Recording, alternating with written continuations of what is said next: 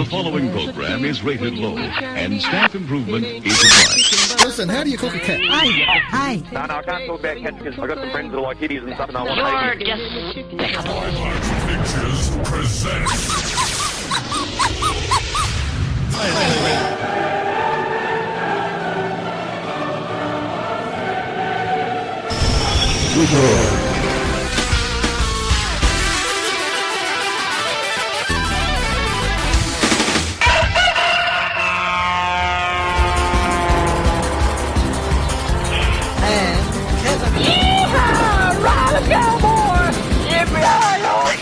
Fasten your seatbelt.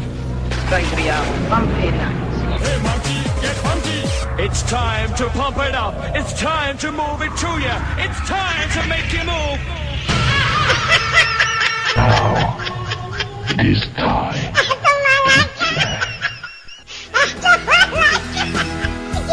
And I look at her, it's just pure gold. Yeah, when I look at you, and I look at her, it's just pure gold.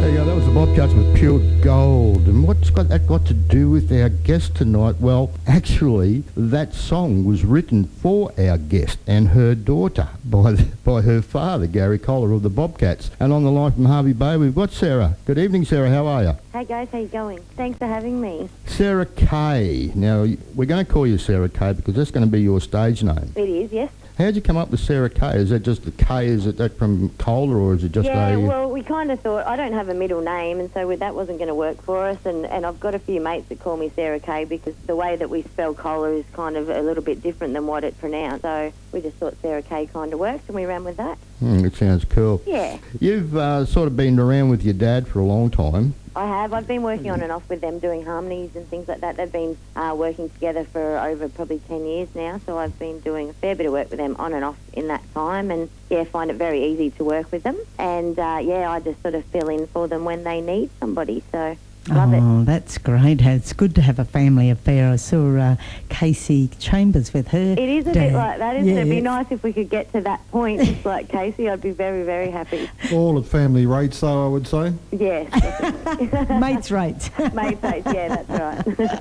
Well, just one thing before we go any further. Just speaking of your dad and Robert the Bobcats, they've been nominated for a Golden Guitar this year, so they must be over the moon about that. We are all over the moon about that. Yeah, they're absolutely stoked. We've been waiting for this moment for a long time, so everyone's very, very excited around here ever since we found out that they were nominated. So exciting stuff. So Harvey Bay's a real buzz at the moment. It is, yep. The papers have got it all over the place, and yeah, we're getting a lot of good feedback and people congratulating the boys, and yeah, we're very proud of them. Now, we heard Pure Gold. Now, as I said at the opening, that was written for you, about you and your daughter by your dad. It was. What made him write that and basically immortalise you in song? He's written a couple of songs for me now, actually, and pretty much this is his first grandchild, so he's pretty proud about that, I think, and he's got an amazing relationship with my daughter, and Dad being Dad had to do a tearjerker for me, and every time I hear the song it makes me cry. He just needed to write a song, and one day he was sitting there watching Saley running around, I think, and he just thought, well, there's a perfect opportunity for a concept, and out he came with Pure Gold. So yeah, I even talk about it and nearly start to cry. So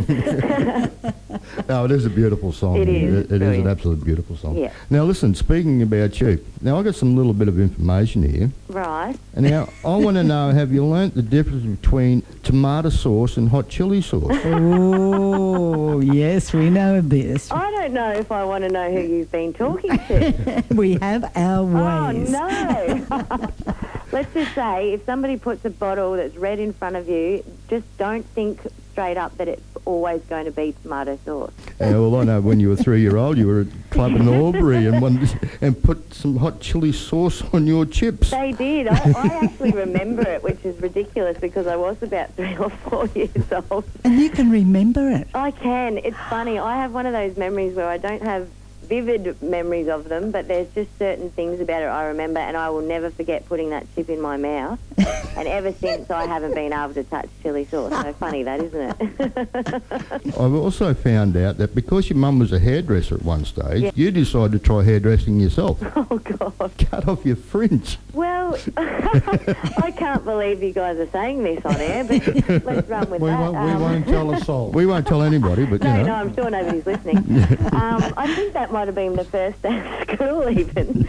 And it must have been annoying me. I had this thing where my cousins, if they did something, I would always follow in their footsteps, and I remember them both getting crew cut. So I decided that I needed a crew cut too, and the first day of school, I must have thought my fringe was too long, so I fixed it up before I went to school on the first day. Cut it right off at the scalp. It was beautiful.